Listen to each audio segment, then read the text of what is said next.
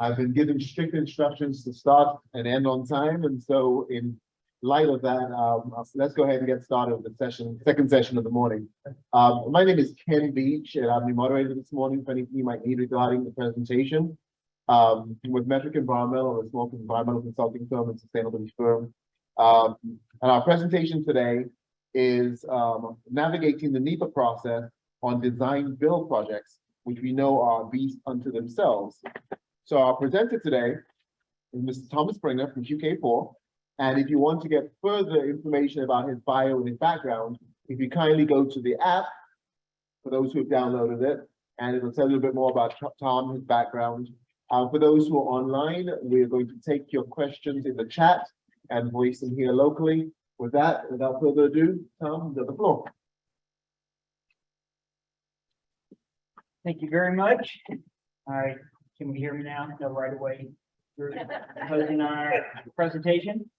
Thank you all for joining me in the session here on navigating the NEPA process on design build projects. Tim Foreman asked me to give this presentation because design build projects have been around for a while, and they are here to stay. And there has been a lot of questions and discussion about how to weave NEPA into the design build and how you time things, and then letting the project for construction in terms of where we are on the NEPA schedule.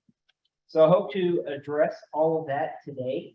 I have tried to build this around a couple of different audiences, one being the design build owners, which is the Kentucky Transportation Cabinet or other departments of transportation and their environmental consultants, and then same time design build engineers and contractors. It didn't switch, did it? Let me see if I can fix that.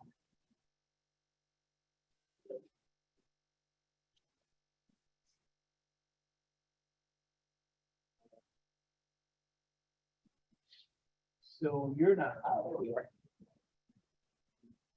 There's my two groups trying to speak to. So we have our tree hugger on the left. That is the best thing I could find to represent Dave Harmon. You know Dave. And on the right would be a good contractor making the project happen. So let me ask the audience, who here would consider themselves more on the design build owner side or the environmental consultant side? Show of hands. Well, are you working for the contractor or are a contractor? Now raise your hand. Or have. So, okay, great. We have some. Great. We've got both crews in the room, right? But the idea is some of you are both, and that's what we're going to talk about today.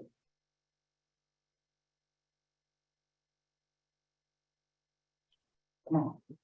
All right. Not sure I'm figuring this out.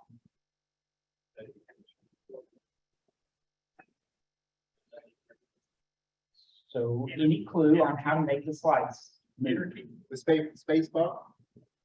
Okay. Go to the survey. Nice.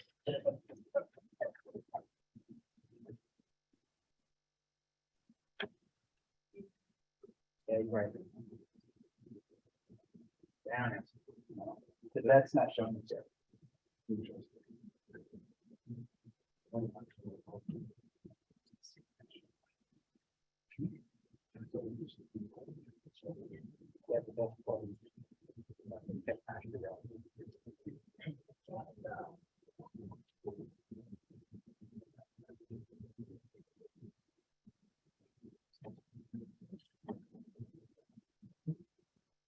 Down.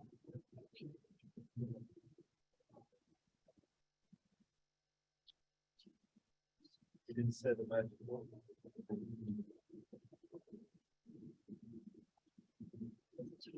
No, it's changing on his screen, but not on that screen.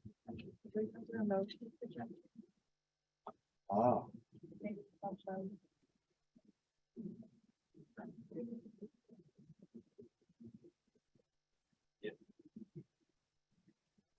if it's changing on the screen in front, you might not drag it into the light, like it's a second screen. That's how I had to do that. Oh, yeah. Now I can't see it at all.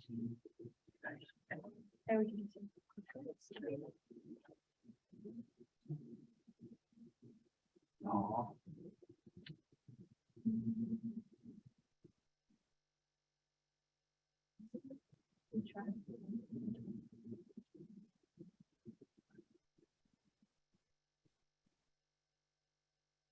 Maybe.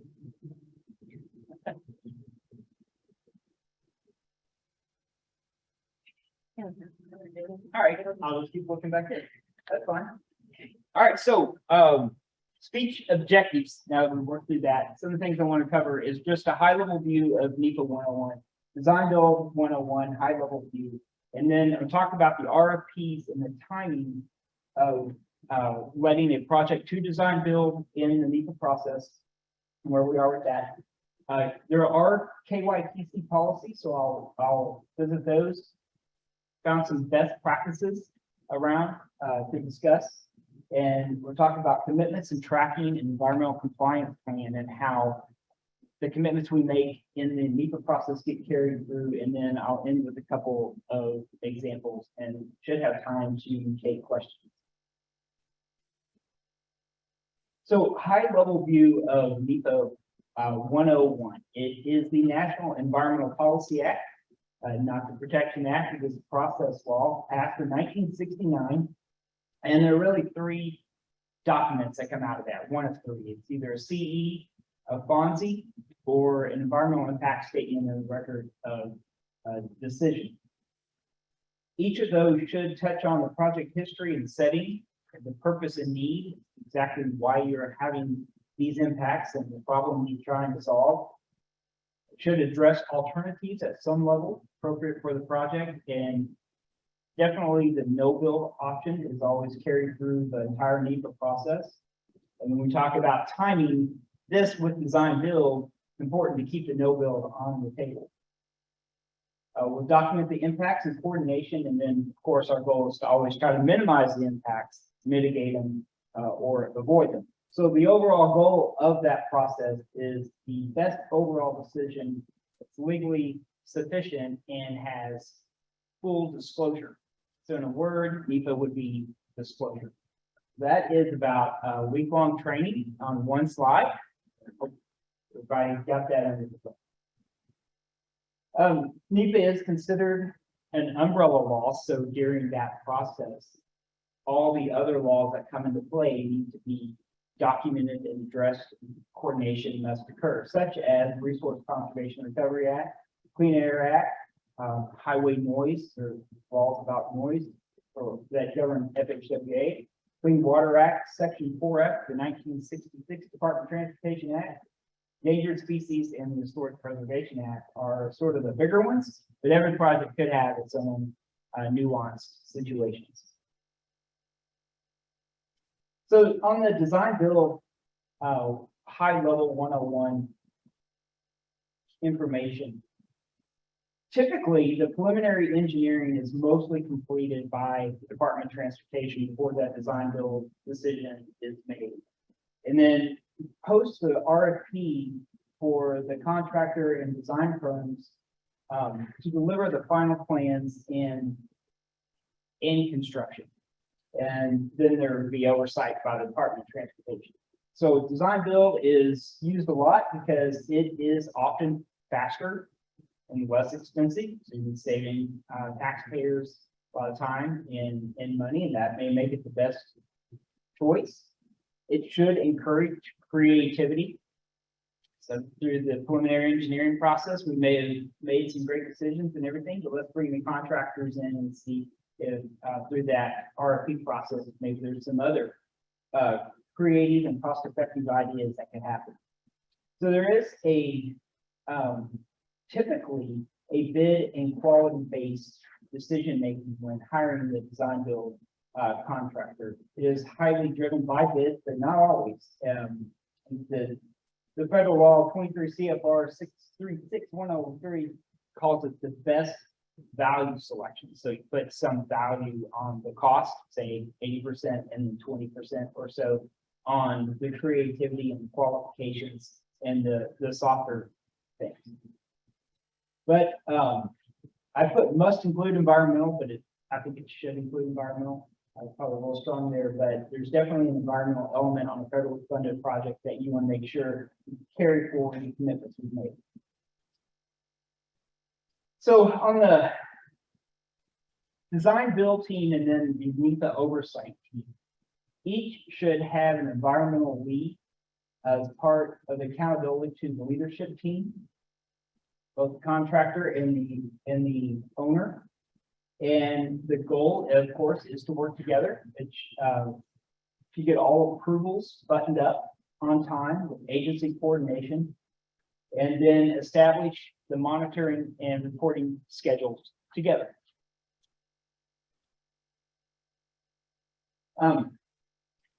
Talk a minute here about NEPA in the design build RFP. So often, what I've seen anyway, is that before NEPA is buttoned up, there'll be an announcement that we're going to go design build.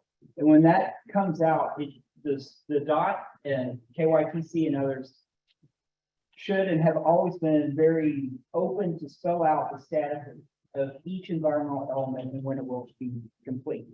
So identify our known commitments and potential commitments, identify responsibilities and design build team pre-qualification requirements. Tom, sorry to interrupt, but do you want all the questions at the end, or would you like them in conceptual with your statements? I'm fine with having them right now. Okay, there's one from the chat that asked me if you could repeat it for the audience. Sure. Does all this apply equally to progressive design build projects, or is there any difference between progressive and DB in terms of NEPA? So does all this provide equally to progressive design build contracts and design build contracts? To be honest, I have not yet worked on a progressive design build contract, but I would say that at a minimum, the environmental processes and policies, all things being spelled out here would have to be taken into account on progressive design build at some level, depending on where you are in the overall delivery process. That's a very vague answer. I don't know if anyone has any more. Mr. Valentine in the back has. Well, on a progressive design build, it's actually preferable if you don't have the need to complete prior to bringing in the contractor. You work with the contractor, and the owner still takes ownership of the legal process, but you work with the contractor to get the scope of the panel. And federal highways actually requires special experimental project 14 approval if NEPA is clear prior to bringing in a contractor on that little thing. So it's actually encouraged you don't have NEPA document to approve on a progressive level. So for those of you that didn't hear what Gary was saying, it's actually preferred to not have NEPA buttoned up on a progressive design build to allow that flexibility and create. You have to bring them on board to start the project together. Yeah, you complete that when they are brought on board. So that brings up two questions I have. On a normal design build, are you saying during the preliminary design that the cafe usually does, we would finish the NEPA document? You get to that. Okay, and then my Yes and no. the other question then is, what is progressive design? What is progressive design build? Does Gary have a microphone yet? I'm not an expert, I'm going to get to go, but We all.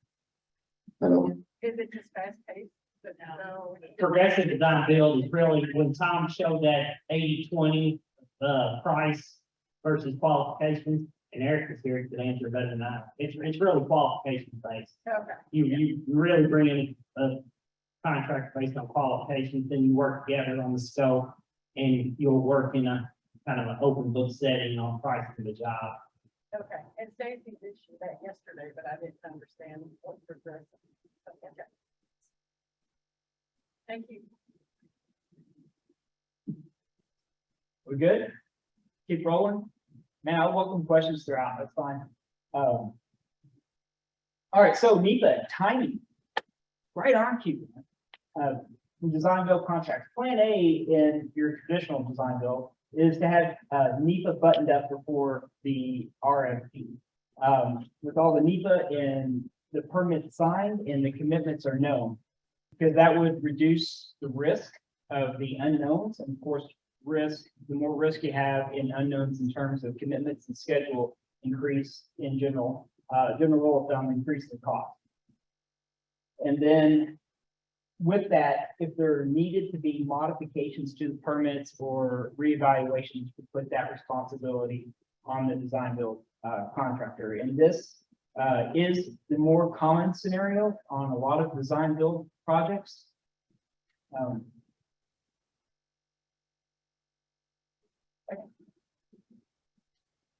All right, hold on, I got you. Oh, man. No.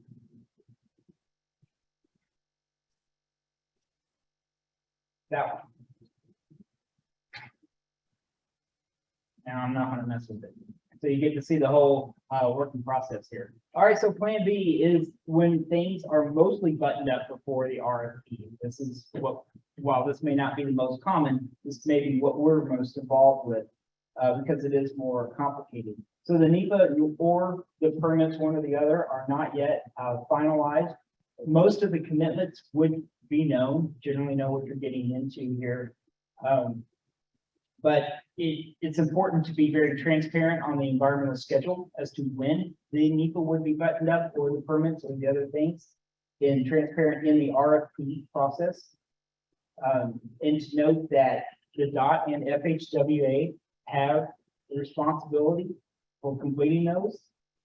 And then also identify design team responsibilities such as permit modifications and the reevaluations. Tom, I've got a question. Mhm. On the bridges, Kentucky Bridges program, there were about 100 bridges that got let to design build. Did you guys have the NEPA process done?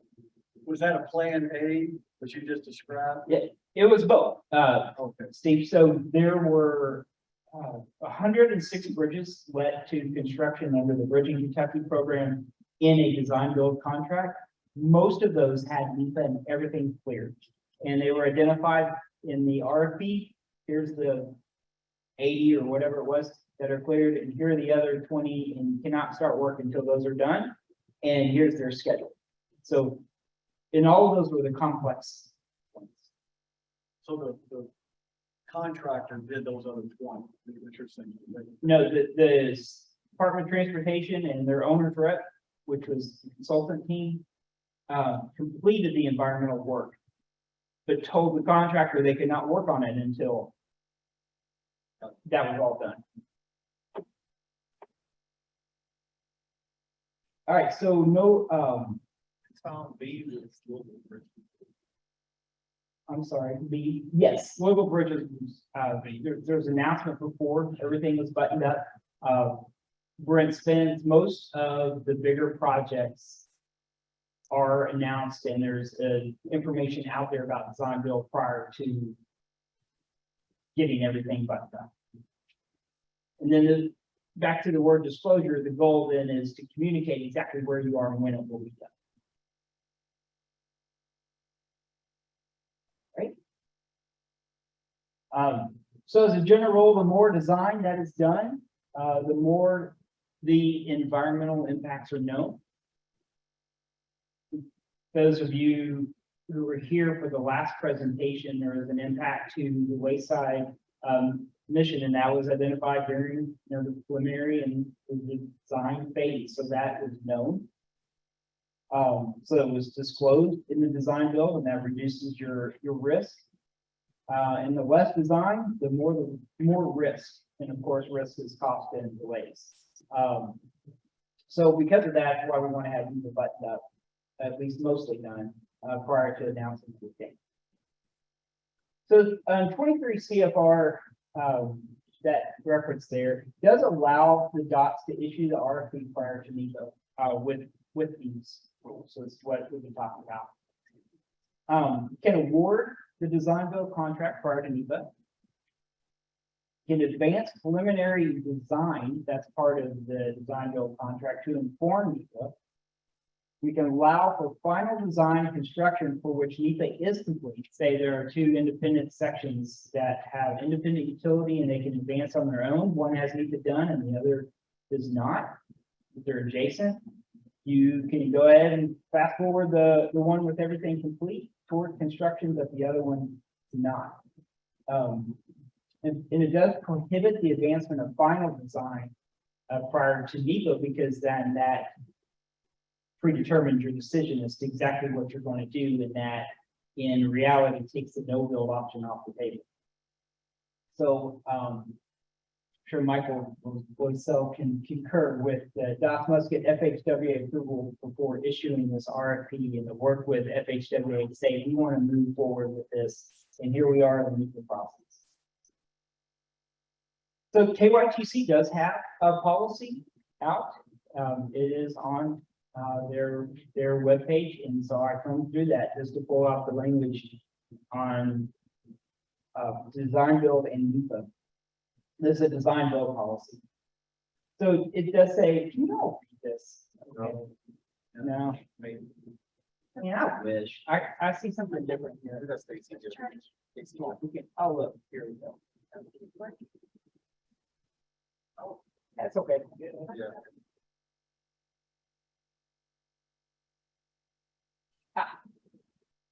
I apologize, man. My PowerPoint skills report everything it seems. All right, so in the KYTC design build guidance, it does say that procurement documents must inform proposers of the NEPA status. In general, that KYTC completes the NEPA process before it awards the design build contract. Environmental mitigation work, including permits and fees, should be allocated to the design build whenever possible to allow projects to advance and the buildable units. Okay. So then the post NEPA requirements also need to be identified, such as noise analysis and other items, maybe noise mitigation, things like that. So the policy goes on to say talk about what can be included in the RFP.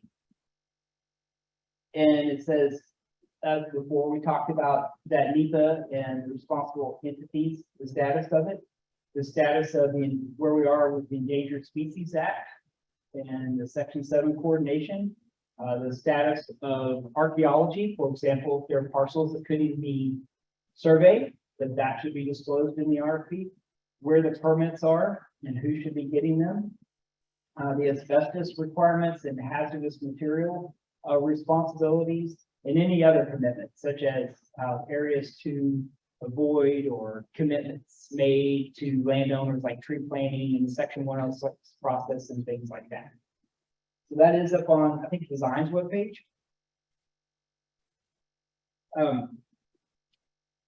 The Lois Berger Group did a report for the NCHRP on successful practices for environmental commitments in the P3 and the design build program. So I'm going to run through some of these. This is from April 2019. Number one is to have a very proactive interagency coordination, and that's before the project is announced to go design build, as well as through the design build process, to let the SHPO and U.S. Fish and Wildlife and other resource agencies know that you're going to go down this path, and ask them what their concerns are, not just for this project, but in general, and to fold agency coordination into your overall design build policies and procedures. Another best practice is to develop standard environmental commitments for all design build contracts, and not just reinvent the wheel every time, but have consistent language regarding commitments in the RFP for design build, and prescribe specific monitoring and reporting forms. Some of the best practices around the country included dots that would have environmental reporting forms, all have the same logos and the same titles and the same font, and this is what you're going to use to coordinate all of your environmental communications from the design build contract. Another one is to work together between the DOT and the contractor and their engineers to develop the database and the tracking mechanisms. To give that a pilot run and make sure everybody's on the same page is definitely preferred, and to use a cloud-based effort. And anything from a spreadsheet to a more interactive construction management software. That's something everybody can access and update.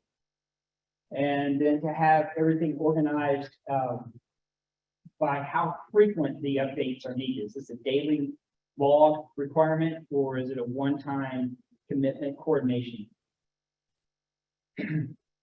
Another best practice is to require environmental training for all on-site workers and visitors. So several departments of transportation will use the consultant who worked on the NEPA process to help with that training. Maybe time it to do at the same time with safety training, and then even provide an environmental hard hat stickers for your environmental training. So there's your little "I survived environmental training" sticker. And if I had time before this, I would have got everybody the sticker. But I think that's a great best practice. And I knew on Louisville Bridges Design Build, there was environmental training for everybody that was going to be on site, because that project was very controversial and there's a lot of environmental commitments throughout. Oh, shoot. I hit the down arrow. Okay, there we go. All right, so number 5. Assign the cost and responsibility for reevaluation of permits and mods to contractors. We talked about that a minute ago. And then develop incentives for specific environmental commitments to take things above and beyond what is committed. There's an opportunity to provide monetary bonuses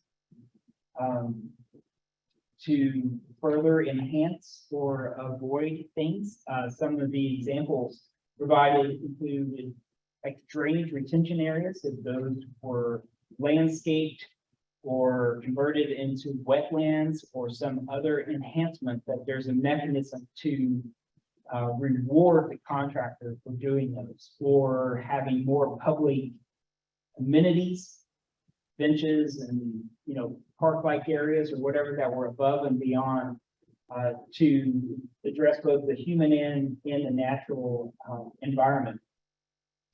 The 7th one here is to be very clear in assigning the bottom line responsibilities for all the environmental compliance and monitoring, and that the qualifications need to be determined based on a case-by-case basis, depending on the project and the issues. All right, so I want to talk a minute about the environmental compliance and monitoring plan. Some RFPs and some projects warrant this level of documentation. And you need to obviously disclose that in the RFP, that this type of document would be required. And the design build contractor would need to develop that, obviously with Department of Transportation review and approval. And those would contain the organization chart, roles and responsibilities, record keeping, and training for carrying out the environmental compliance. And then the environmental compliance plan should have all of those things for each specific resource, what the specific commitments are, who the responsible agencies are, how it's going to be reported, training, and then the responsibilities. And the subjects need to be site specific depending on your project. It could include hazardous materials, recycling, and solid waste management, especially in urban environments. Definitely stormwater management, how that would be addressed, and spill prevention and groundwater management. A lot of these are commitments in the permit, but in addition, this is taking all of the commitments from permits and other things and putting them in a very specific plan that someone can point to. Vibration and noise, I know that was a big deal on the Louisville bridges. We had the hospitals adjacent to the construction, and we had very sensitive equipment, as well as a lot of the storage districts. And very sensitive sites along all sections of it. Endangered species, including, seasonal restrictions or other commitments made during that process, and then water features. Air quality and invasive species and areas to avoid, like section 4 areas, parks, and protected site. So I do have a couple of examples and just a couple of slides on these. So on the Louisville bridges, I went back and pulled all of the documents that were required of the design build contractor. And just a list here, the environmental compliance monitoring plan. Like I just gave an example of, there's also a very robust, engaging aesthetics and enhancements plan on the way things look, including colors, lights, and signs and fonts and all kinds of things. There was a contaminated materials management plan because of the urban fill, just the ground itself. Lots of hazmat concerns. Environmental management system, that would be the online database and how these things are going to be tracked and reported. The construction monitoring plan, including things like checking out erosion control on a daily basis. Community outreach plan, and that is very far-reaching, not just with the elected officials and traffic management, but section 106 consulting parties or other agencies or organizations involved in the environmental process, and to update them on various things. Even like community events and 5Ks and stuff like that, that we are going to have outreach to know when roads are going to be closed.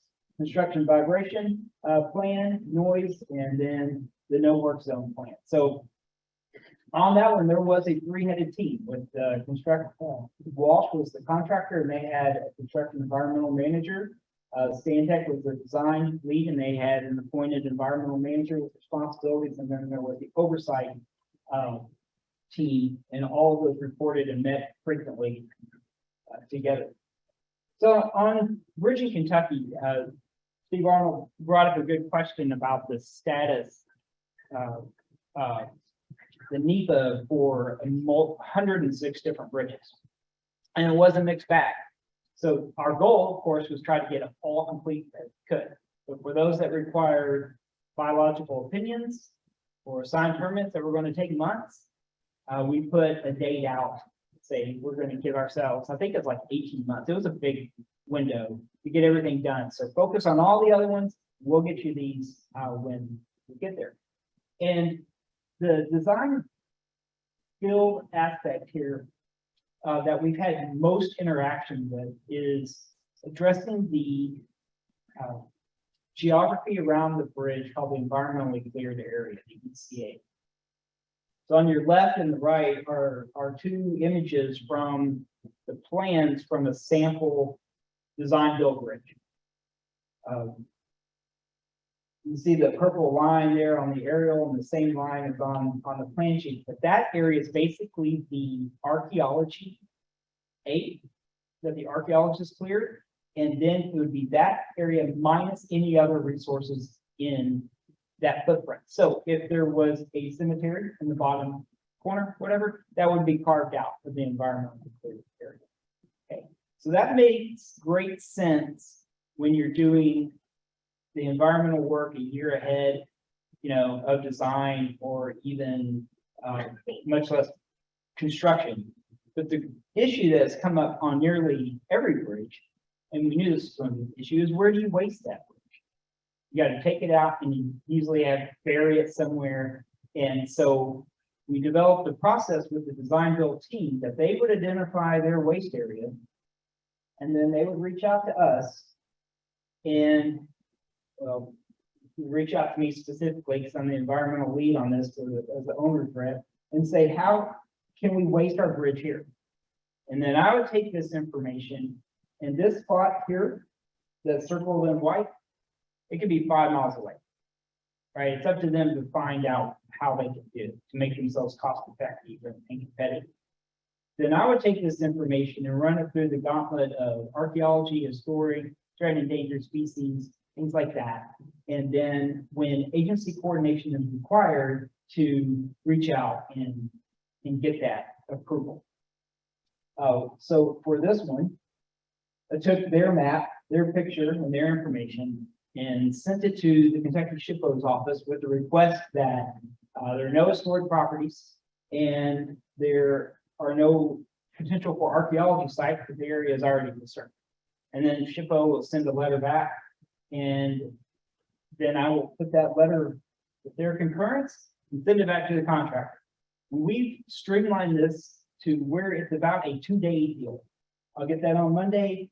I'll send it out Monday afternoon, Tuesday afternoon, Wednesday, whatever. I've got to ship a letter back and I send it back to the contractor.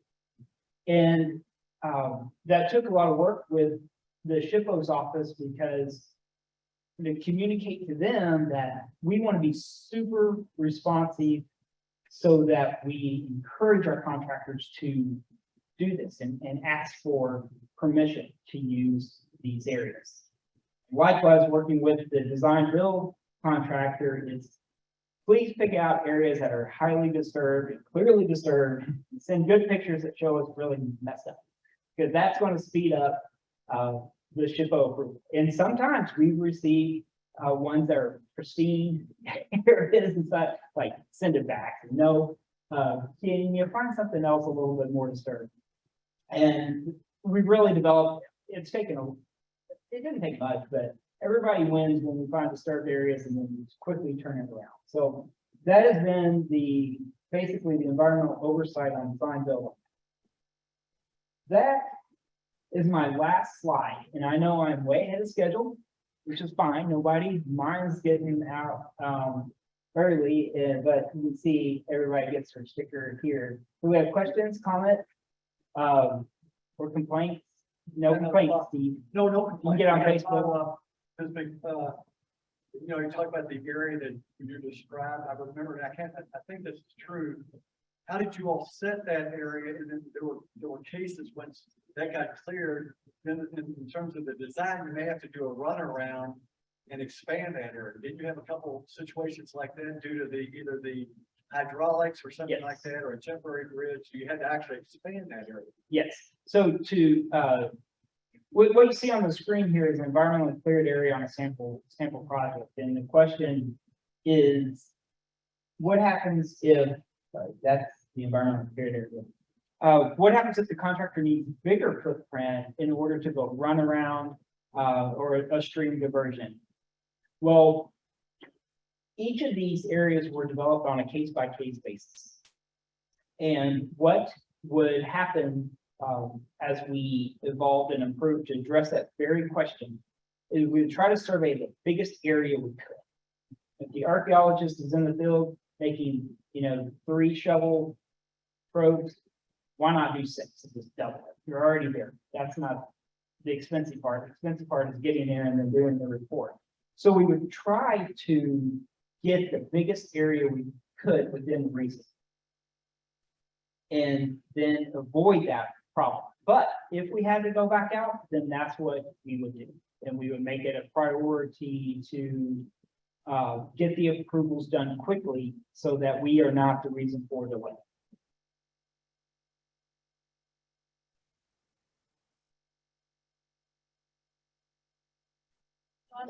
You mentioned that in DesignBuild, normally the DesignBuild team reevaluates. It's been my experience, not with DesignBuild, but usually the cabinet reevaluates. Can you explain why that decision was made? Sure. So the question is that I mentioned that the DesignBuild team would be responsible for the FONSI reevaluation, CE reevaluation, or modifications to the permit. Whereas on a normal project, the cabinet would do the reevaluation. So the point I was trying to make though, is that if the design build contractor wants to change the footprint of the project or change the limits or the impacts of the permit or the reevaluation, then it would be on them to seek those approvals, say, a waste area in a, mountainous project. They want to use a different waste area, it would be their responsibility to permit that waste area. Because we have already permitted enough to build the road, so that's kind of what I'm saying, any changes. Yeah. Thought I saw a question over here.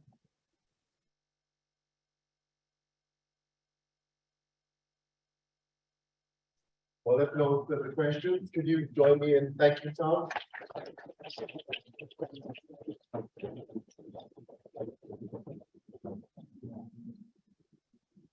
Next session will begin at 10 o'clock, and the title of that presentation will be Updates in the 4144 permitting process at 10 a.m.